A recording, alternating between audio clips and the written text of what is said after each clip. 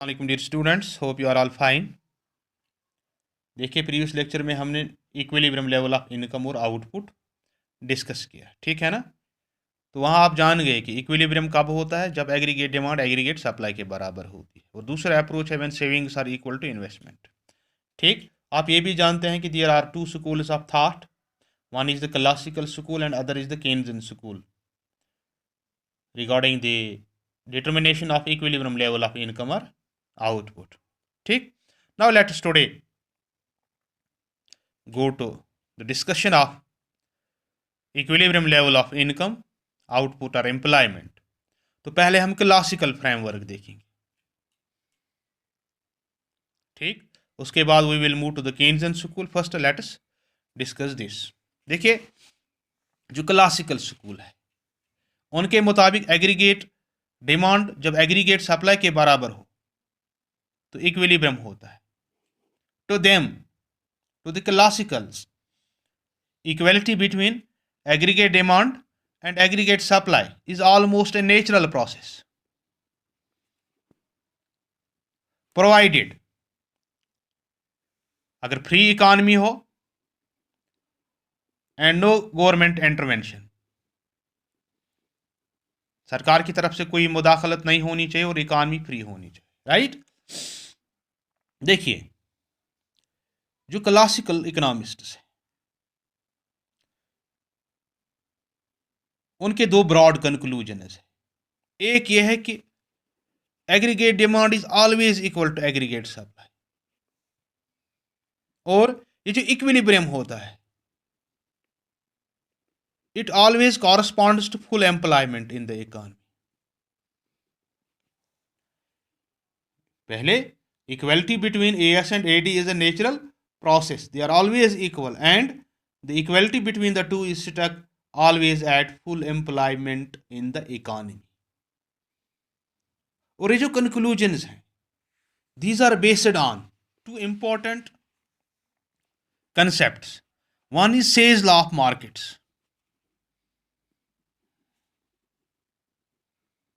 and the other is wage price flexibility।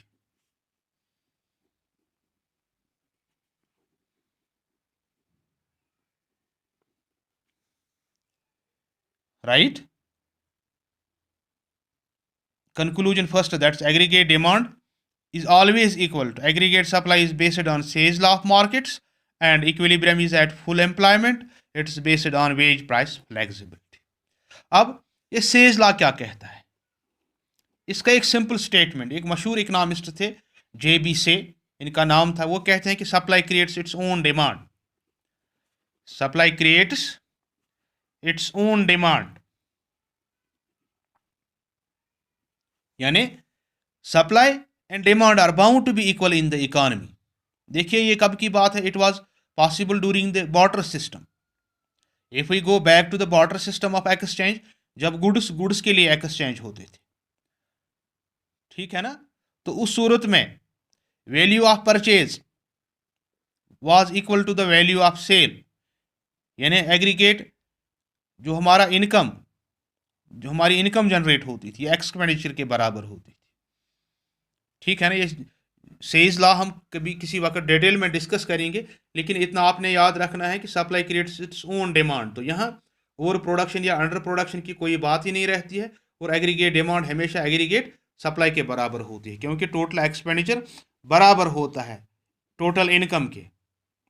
That's all that's produced is consumed, value of sale and value of purchase is always equal. एक बात, दूसरी बात, ये वही जो wage price flexibility है, classical economists कहते हैं कि ये जो वेज प्राइस फ्लेक्सिबिलिटी है ये हर इकॉनमी में होती है। इसका मतलब ये है कि कोई इंक्रीज या डिक्रीज वेज रेट में अगर हो, it depends upon the forces of supply and demand in the labour market. और in their opinion, in situation of full employment, अगर सप्लाई ऑफ लेबर ज्यादा हो देन डिमांड ऑफ लेबर, तो क्या होगा, price of labour which is wage must come down, wage उस सूरत में कम हो जाएगी। और अगर supply of labour, demand for labour ज्यादा हो, किससे, सप्लाई ऑफ लेबर, उस सूरत में वेज बढ़ेगी। ठीक, तो ये forces of demand and forces of supply, they continuously interact with one another and finally equality is established on its own. Reduction in wages would decrease the supply of labor and increase in demand for labor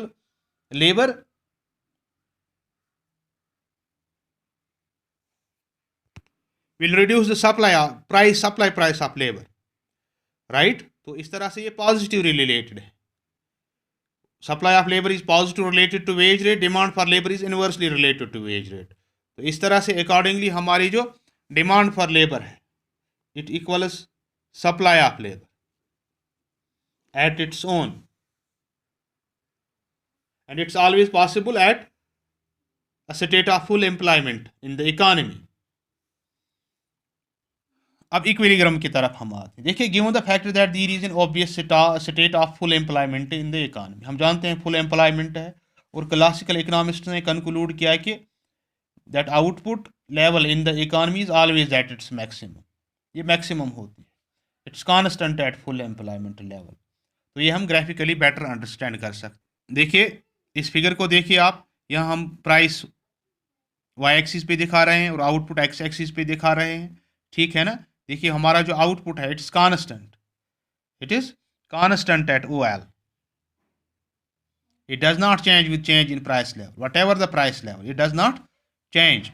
Hence aggregate supply is shown as this vertical straight line LL in relation to price level. ये vertical line है क्योंकि ये change नहीं होती है, supply हमारी change नहीं होगी in relation to change in price. क्यों? Because we are at full employment, whatever the price, लेकिन सप्लाई नहीं बढ़ेगी।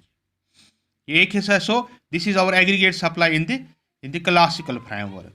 अब देखिए दूसरा हिस्सा है एग्रीगेट डिमांड फंक्शन। ये लिख लीजिए हमारी एग्रीगेट डिमांड करू है, again it's with reference to price level, ठीक है ना। और यहां देख लीजिए it's slope downwards, this is in accordance with the well known inverse relationship between price and demand. आप जानते हैं it is a downward sloping demand curve, but here it is aggregate demand curve, ठीक। तो ये हमारी aggregate supply function है हमारा in the classical framework. This is our aggregate demand function in the classical framework. Demand करू आप जानते हैं और एग्रीगेट डिमांड करू भी हमने डिस्कस की है, तो यहाँ आपके लिए समझना मुश्किल नहीं होगा, ठीक। नाउ देख लीजिए, अब point of equilibrium is determined as it is in this figure. देखिए यहाँ अगेन इस एक्सिस पे हम आउटपुट और एम्प्लॉयमेंट लेंगे, यहाँ से प्राइस लेवल, ठीक है ना। देखिए ये जो ए एस है ये हमारा क्लासिकल एग्रीगेट सप्लाई करू है, एडी हमारी क्लासिकल एग्रीगेट डिमांड करू है, ठीक है ना। The two curves intersect at point E, it shows full employment equilibrium. इस फिगर में देख लीजिए आप, O L is the equilibrium level of output,